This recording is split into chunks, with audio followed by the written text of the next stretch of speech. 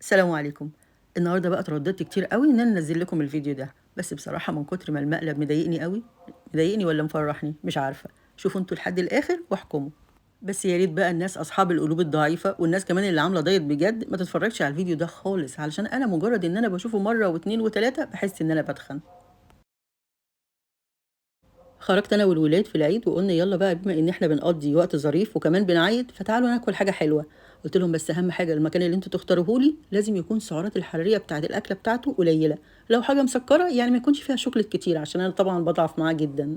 وقعدوا بقى يتفرّجوا على ريفيوهات كتيرة أوي للأكل اللي موجود في النت، لحد ما استقروا كده لمحل معيّن. رُحنا المحل ده يا جماعة وما بقيناش عارفين نختار إيه والّا إيه.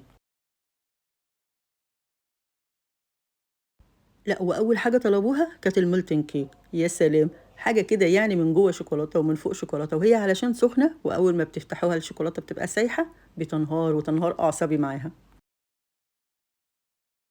لأ، وخبراء الدايت بقى بينصحوني إن أنا لمّا آجي أخرج يعني آخد خيارة كده والّا 2 والّا حتى تفاحة في الشنطة عشان لمّا أجوع، والنبي خلّيها لكم.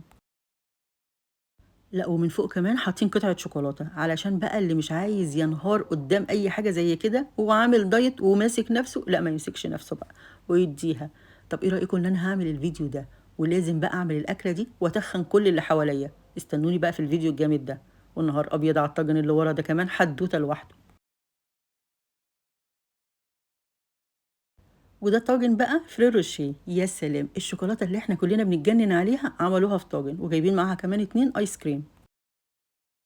لأ، وتعالوا بقى على طريقة الأكل، بيقولوا لي إيه، قال تاخدي حتّة من الآيس كريم مع حتّة كده من أي شوكليت بقى تعجبِك في أي طاجن والّا أي طبق والّا أي حاجة، يعني كمان ده ليه system معيّن في الأكل.